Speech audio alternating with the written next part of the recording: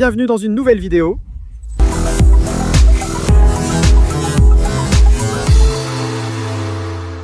Comme indiqué dans le titre, nous allons cette fois laisser les voitures pour nous concentrer sur la petite moto. D'ailleurs, je pense mettre la Z de côté un moment. Honnêtement, la prochaine étape, c'est d'y mettre beaucoup d'argent. Je dois installer la suspension, je vais acheter le harnais qui ne fonctionne pas bien. L'ordi. Évidemment, je veux tout acheter chez Oli. Pour ceux qui ne savent pas, pareil. C'est vraiment le top pour les V8 en LSS et dans plein d'autres choses. Mais les ricains utilisent beaucoup tout ce qui est Oli. Donc en ce moment, ma voiture a beaucoup de problèmes. Ils ont branché le scanner pour modifier le réglage et tout ça, et ça n'a pas détecté les capteurs. Donc en gros, pour qu'il fonctionne bien comme il est, je dois lui faire beaucoup de modifications. Je dois réparer plusieurs éléments, notamment le faisceau, que je dois démonter pour comprendre la panne. Alors j'en ai marre, fatigué de voyager seul comme un moineau sous la pluie. Et je pense lui acheter de bonnes choses. Chose que j'aurais dû faire depuis le début, mais bon, pour l'instant, le Z va s'arrêter un moment. D'ailleurs, je l'ai déjà activé. Je n'aime pas trop vous demander parce que grâce à vous, j'ai pu faire beaucoup de ces choses. Mais vous m'avez dit si je pouvais activer les dons sur ma chaîne. Et je les ai déjà activés. Je les ai activés la semaine dernière. Donc, si vous voulez faire un don, c'est disponible. Je ne l'avais pas activé justement à cause de ça. Parce que je n'aime pas trop vous demander plus, mais c'est vous qui me l'avez demandé, donc c'est vous qui demandez. Le drifter accorde, donc voilà, si vous voulez faire un don, les dons de la chaîne sont là. Mais bon, ce n'est pas ça le point. Le point, c'est qu'aujourd'hui, on va s'occuper de la motito. Je vais vous expliquer un peu où en est la moto et ce qui va se passer pour la moto dans cette vidéo. Point numéro 1. Je suis parti vivre à Miami, tout le monde le sait déjà, il y a 2 ans, et donc mes projets sont restés un peu en plan au Mexique. Le problème avec la petite Honda, c'est que je l'ai envoyée pour une peinture électrostatique, et ça n'a pas marché. La réalité, c'est que je ne sais pas s'ils ont fait le processus comme il fallait. Mais en quelques mots, elle a commencé à s'oxyder de l'intérieur vers l'extérieur, et donc la peinture a commencé à s'écailler et tout le reste. Je l'ai rendue à cette personne. Non, tu t'imagines? Désolé. Quelque chose a mal tourné et elle a fini pire. Voilà le résumé de la petite moto. J'ai donc dit, tu sais quoi? J'en ai marre, je ne vais pas chercher une autre personne et tout ça, blablabla. Je vais la peindre comme une voiture. Peinture automobile. Définitivement, la peinture électrostatique est bien meilleure. Beaucoup, beaucoup meilleure. Peu importe comment tu le regardes. Elle adhère très fortement au métal et il est beaucoup plus difficile de la gratter ou de l'enlever du cadre de la moto. C'était la meilleure option, mais je n'ai pas bien résolu le problème. Et comme je vis à Miami, cela complique les choses. C'est mieux. Si j'avais été ici au Mexique, j'aurais pris le temps de l'emmener ailleurs, de faire des tests, blablabla. Mais là-bas, littéralement, tu ne peux pas. Je ne savais pas, c'était compliqué, alors je l'ai peinte comme une voiture normale, et maintenant, elle est là. Elle est arrivée il y a seulement une semaine. Donc oui, beaucoup de choses viennent du fait que je ne suis pas vraiment là. Mais bon, tout ce qui concerne la peinture, la carrosserie, ça a pris des siècles aussi. Maintenant, théoriquement, ma logique me dit que j'ai déjà toutes les pièces pour la remonter. Mais sûrement, dès que je commencerai à la remonter, il va manquer des pièces, non? Mais c'est normal dans tous les processus de toutes les constructions. Voilà la petite moto maintenant. Selon ma théorie, je devrais l'avoir remontée dans quelques jours, mais elle ne roulera peut-être pas encore. Il me reste encore beaucoup à régler sur le système électrique. Je veux le nettoyer parce qu'il a un faisceau comme celui d'une voiture, alors je vais le simplifier énormément. Je ne vais pas mettre de jauge à essence, je ne vais pas en mettre. Je suis très habitué à ce genre de motos qui littéralement n'ont rien. Quand je l'utilise, je vais à la station, je remplis le réservoir, puis je rentre chez moi. Donc ça a toujours été comme ça toute ma vie, et je ne pense pas avoir besoin d'une jauge à essence. Surtout parce que ça va être un peu plus pour le spectacle. Ça va être une moto qu'on n'utilisera pas tous les jours. Ça va être une moto qui, dans mon esprit, est une moto à avoir dans le salon, tout simplement. Qui est belle et parfaite. Et plus tu l'utilises, plus elle va s'user, et moins elle sera belle et parfaite. Donc c'est aussi grâce à ça. Je veux tout nettoyer. Que le guidon soit très propre, que partout où tu la regardes, elle soit propre et qu'on ne voit pas de câble. Et qu'on ne voit pas de choses superflues, des choses en trop pour le confort ou ce que tu veux. Mais bon, cette moto est simplement faite pour rouler fort et juste un petit moment. Et elle est rangée, et nettoyée, et lavée, et polie, et on la met dans le salon. Alors, je vais l'enlever, elle aura évidemment des clignotants, le bouton d'arrêt, et c'est tout. Tout le reste que cette moto aurait, on va l'enlever. Donc je dois nettoyer le faisceau, c'est pour ça que je pense qu'elle ne va pas rouler tout de suite, mais je pense quand même pouvoir la remonter. Je peux mettre la suspension, je peux mettre les pneus, je peux mettre le moteur que j'ai là, le réservoir d'essence, et c'est tout.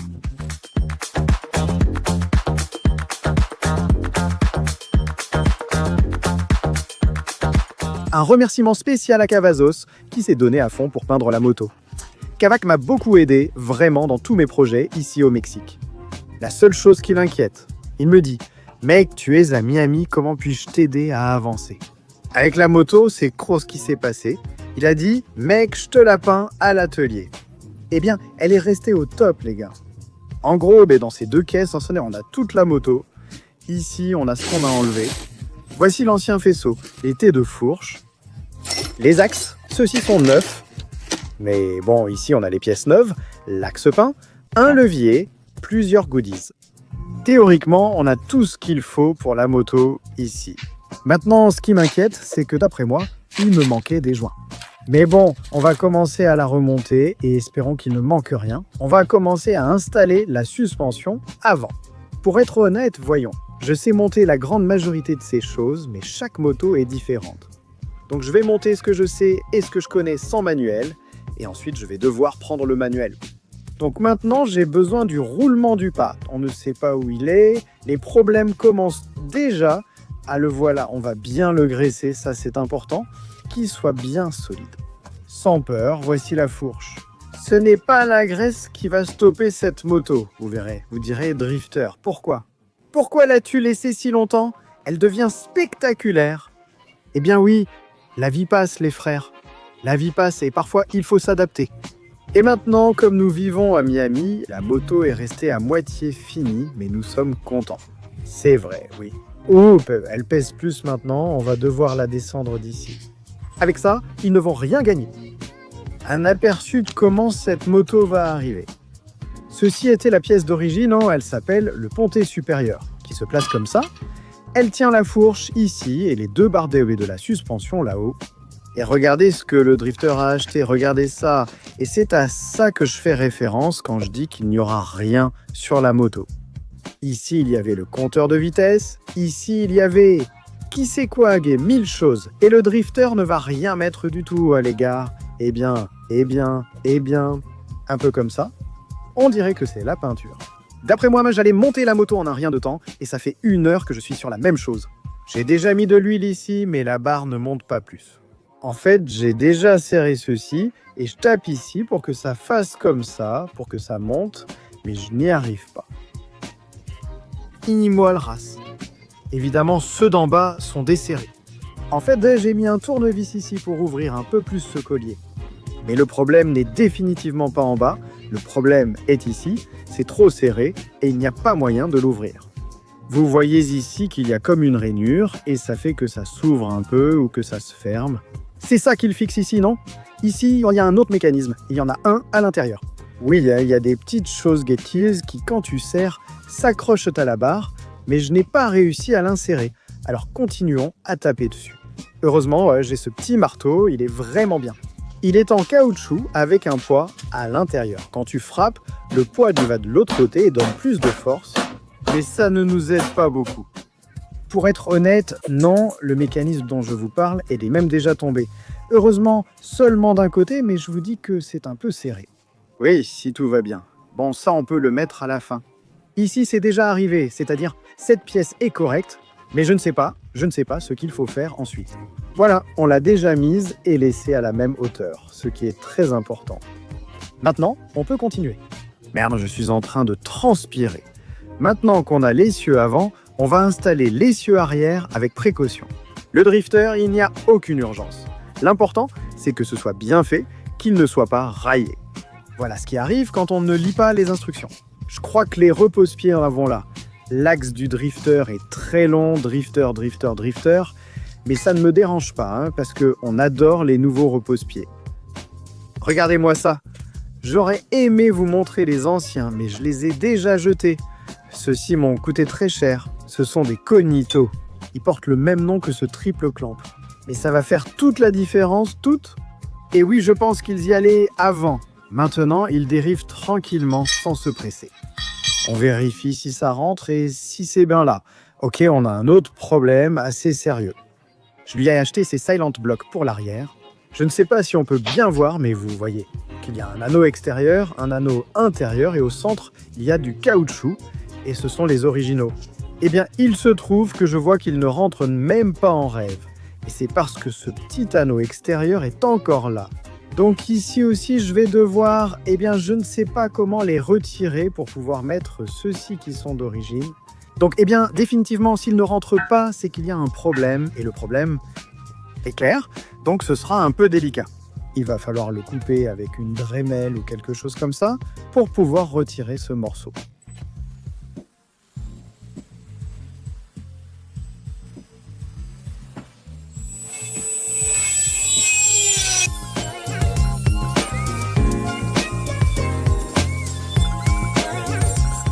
C'est un disque ?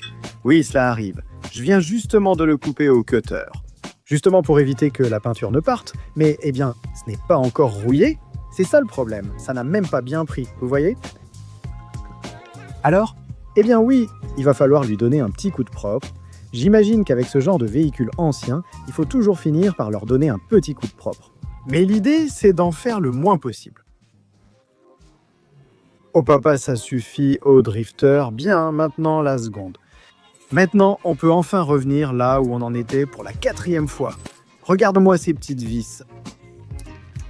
Qui sait ce que c'est ? J'imagine que c'est pour régler. Ah oui, pour régler. Et aussi des toutes petites. Nouvelle suspension ? Je suis un peu désespéré parce qu'en gros, c'est toute la visserie que j'ai pour la moto et je suis là en ce moment. Je posais la suspension et logiquement, il faut une rondelle ici et une autre là. Un petit joint en caoutchouc sort. Donc oui, il faut 2 petites rondelles pour que, quand tu serres, le caoutchouc ne bouge pas. Et évidemment, je n'ai pas de rondelle. Je cherche pour voir si dans celle de l'atelier, il y a quelque chose, mais non. Honnêtement, je suis un peu désespéré et frustré.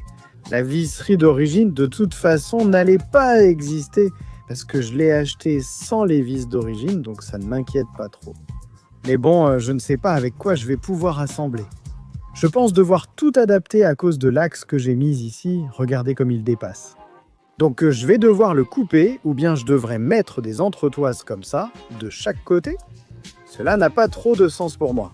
Je pense donc devoir couper l'axe. J'ai déjà commencé à faire un filetage. Je pensais que ce serait un travail d'une journée, mais rien qu'acheter va me prendre plus de temps. Je vais devoir acheter 1000 vis, écrous et rondelles. Mais bon, quand il manquera l'écrou que je dois aller acheter, il faudra que j'y aille. Et ça m'a épuisé. Mais bon, ça fait partie du processus et en vérité, j'aimerais comme toujours que la moto ait à peu près la même visserie partout, pas qu'elle ait un mélange de tout et n'importe quoi comme avant. Le 0, il est déjà sorti en train de corriger. Si vous n'avez pas vu les vidéos des avancées du Z, est-ce qu'on avance vraiment ? Mais bon, continuons avec la moto. Le drifter improvise. Je me suis fait quelques rondelles là-bas. J'avais ces bagues, c'était 2 bagues identiques. Je les ai coupées en 2 et regardez le résultat. On dirait que ça vient de là, comme si je l'avais fait exprès. Elles sont jolies dorées, oh non ? Je vous le dis franchement, j'ai déjà trouvé les vis derrière et on y va. Attention, on peut déjà mettre la petite roue arrière et celle de devant. Celles-là, je dois vraiment vous les montrer. Regardez, les petites roues, elles sont un peu... Je crois qu'il y a des champignons, littéralement à cause de l'humidité. Elles étaient entassées dans l'entrepôt. Mais regardez comme ça rend avec la petite jante, on les a déjà montées. Je les ai montées en filmant une vidéo, mais maintenant c'est fait. Je pense qu'avant de partir à Miami. Et c'est là que tout est arrivé avec la peinture. Donc je me suis énervé et j'ai probablement tout supprimé. Mais bon, on les a montées ici. Monter des pneus, c'est notre spécialité d'enduriste. Ici, je lui ai donné un petit coup de polissage parce que c'est peint, mais ils avaient un peu dépassé, alors j'ai égalisé. Et c'est pour ça que ça a l'air comme ça. Mais bon, ces pneus, littéralement, vont faire la moto. Il est venu récupérer une pièce dont il a besoin, mais je l'ai déjà mis au travail. Nous avons déjà monté les roulements, nous venons de mettre les disques, en fait nous étions en train de les tester, et ils sont bien, donc nous les avons déjà installés. Il manque la jante arrière, je la mets déjà? Oui, qu'est-ce que tu vois, papa? Je ne l'ai pas démontée, je ne sais pas si je te l'avais montré. Je crois que non. Mais regardez juste les petits trous qu'on lui a achetés. Je pense que c'est en grande partie ce qui va la rendre trop stylée. Vous allez voir, vous allez voir, vous allez voir. On va les installer. Comment? Je ne sais pas. Shelas vient t'aider. Bonsoir les amis, ce soir on va jusqu'au bout, non? Simon, mec, ce soir on reste jusqu'à ce que le moteur soit en place, non? Ça oui, non, attends. Mais là on peut monter le moteur, mec, oui. D'abord les pneus. Le premier est déjà monté, le premier est monté. Maintenant le deuxième, ça va vite, même plus vite. Dans ce clip, pas de coupure vidéo. Je vous donne une mise à jour sur la moto. Définitivement, la suspension est terminée. On a mis ces petites rondelles en cuivre. Pour être honnête, elles m'ont plu. Parce qu'en plus de tout, la moto aura des petits détails dorés, comme la chaîne que j'ai achetée dorée et d'autres petites choses. Mais bon, la suspension arrière est déjà terminée. J'ai fait des recherches sur ces axes parce que je trouvais ça très étrange. Sur internet, ils disent qu'il faut les couper. C'est la réalité. Justement hier, alors que je cherchais comment résoudre le problème, ma première idée a été de les couper. Mais je me suis dit non. Peut-être qu'il existe une autre solution ou que ces pièces ne conviennent pas à la moto ou que je me suis trompé en les commandant. Mais non, oui, il faut les couper parce que en fait, c'est à peu près la position d'origine. La moto avait une grande pièce qui arrivait jusqu'ici, à peu près de cette largeur, et c'est ici que les repose-pieds se bloquaient, qui étaient aussi à peu près de cette largeur. Donc ah oui, si tu additionnes tout, l'axe est comme ça, et maintenant cet axe rentre encore plus. Regardez comment il s'enfonce, littéralement, il va jusqu'au fond. Donc oui, il faut les couper, définitivement, les deux, il faut les couper parce qu'ils sont de la même taille, et ils dépassent beaucoup. Qu'est-ce qu'il nous manque ici, une bague? Celui-là, je crois qu'il n'y était pas quand je l'ai acheté, parce que je n'ai pas de souvenir de l'avoir vu, et il n'est pas là. Peinture électrostatique, ça a été un échec total. Je pense que tout ce qui est fin avec ça. Je finirai par le détailler, je vais devoir... voilà, c'est cet axe. Je ne sais pas si vous vous souvenez, mais il y avait une écrou soudée, vraiment horrible, alors je l'ai découpé, je l'ai détaillé, et je l'ai laissé comme ça, de cette façon qui rend bien. Mais bon, l'axe sera toujours abîmé, c'est la réalité. Parce que pour l'installer, il faut le frapper. Donc au final, c'est une moto et elle va être utilisée et les choses finiront par ressembler à ça. Mais bon, évidemment, une fois que j'aurai fini de la remonter, je vais m'occuper de tous ces petits détails. Je me suis rendu compte que le principal problème de cette moto, selon moi, j'étais très confiant en disant non, je pense qu'aujourd'hui, on va presque la faire démarrer, mais non. Le plus gros problème de cette moto, c'est que toute la visserie qu'elle avait n'était définitivement pas d'origine. Et il y en avait de toutes sortes. Et mon idée? Je ne vais pas utiliser la visserie d'origine. Je préfère mettre toutes les vis identiques et de bonne qualité car certaines ne l'étaient pas. Là où il faut une vis courte, il y en a une longue, et là où il faut une longue, il y en a une courte avec la tête abîmée, c'est-à-dire avec 3 rondelles, parce que ça ne rentre pas du tout. Donc mon idée, c'est de tout remettre en ordre. Et pour ça, il va falloir aller acheter des vis, et je crois que je vais passer plus de temps à acheter des vis qu'à assembler. Donc en ce moment, mon principal problème, c'est qu'il manque des pièces comme cette bague ici. C'est-à-dire que je ne peux pas monter la roue arrière parce qu'il manque une bague ici. De ce côté, il y en a une, mais de ce côté-là, il en manque une. Donc je les ai déjà mis dans mon panier, je suis déjà en train de faire une liste de ce dont j'ai besoin. À l'avant, le chef s'est rendu compte que les clips étaient à l'envers. Celui-ci va ici et celui-ci va là, pour qu'ils ne sortent pas par l'arrière, mais par l'avant, par ici, ce qui ne change pas grand-chose. En fait, ça ne touche même pas le réservoir ni rien. Et voilà, j'ai fait cette adaptation, regardez. Juste ça, je veux vraiment vous la montrer. On a mis ces clips qui sont comme ceux d'une façade, là, en bas et de ce côté. Ça se met comme ça. Donc pour mettre la coque arrière littéralement, il suffit juste d'aligner ceux-là. C'est difficile avec une main, mais comme ça tu fais clic, bon sang, ils étaient en train de bouger, tu fais clic et c'est bon. Évidemment, je veux le mettre pour voir. Ces pièces peuvent être ajustées et tu peux les mettre le plus serré possible pour qu'il n'y ait pas ce petit jeu. Mais j'aimerais bien mettre genre du caoutchouc ou quelque chose ici pour que ça ne bouge pas. Même très serré, ça finira par rayer le réservoir et avec la vibration, produire ce bruit. Donc il faut mettre un peu de caoutchouc, mais c'est cool. Je ne sais pas si vous vous souvenez, mais mon idée initiale pour la moto était de pouvoir changer son look. Je ne sais pas, avoir une petite queue argentée et vouloir l'utiliser un jour, littéralement. Tu changes la coque arrière, tu changes le réservoir et c'est tout. Et pour ça, eh bien c'est cool. Voyons si ça ne tombe pas avec une main. Tu appuies ici et ça sort. Il y a déjà son petit feu arrière en dessous, ce qui est bien. Tout ça, je l'ai fait moi-même, les gars. J'ai coupé un morceau d'acrylique, on a découpé la fibre, on a mis les rivets. Celui-là aussi, on l'a rifté là, avec une petite soudure un peu moche. Mais bon, voilà, comme ça, tu peux mettre ça comme ça. Voilà à quoi ressemblera la petite moto avec son réservoir d'essence. En vrai, je voulais vous la montrer, parce que je l'ai déjà fait, on l'a fait hier avec mon père et avec Anchelas. Donc si tu as déjà le réservoir, sinon mets la petite plaque comme il faut, dites-moi. Qu'en pensez-vous? La bande, waouh, je n'imagine même pas à quoi va ressembler cette moto quand elle sera terminée.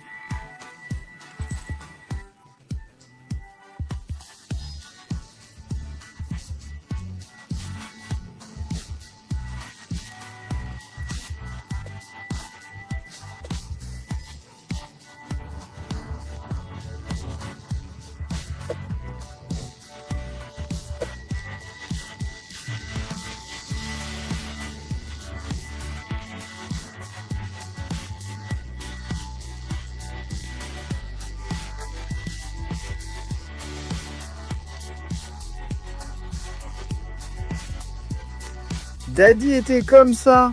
Regardez, juste comme ça. Regardez, ici on a une pièce que je n'ai pas envoyée à réparer.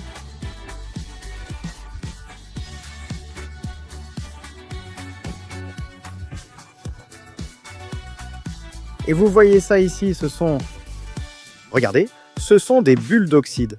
Autrement dit, si je frotte fort, moi, comme vous l'avez vu en vidéo, il y a de l'oxyde dessous. C'est exactement comme ça partout sur le cadre de la moto. C'est-à-dire, quand je l'ai vu, en plus on me l'a donné emballé, alors tout excité. Je l'ai déballé et je l'ai vu comme ça, et je me suis dit que ce n'était pas possible. Alors, vous avez vu ça? Ça tombe et ça tombe. Donc j'ai dû la faire réparer complètement, mais bon, maintenant elle est là, vous l'avez, celle d'Uzet, et voilà. Et voilà, cette pièce aussi, je dois l'envoyer à réparer. Mais bon, voilà la petite moto, je vous laisse. On se voit dans la prochaine vidéo. N'oubliez pas de vous abonner et de liker cette petite vidéo si elle vous a plu, ça m'aide énormément. Et ça ne vous coûte rien.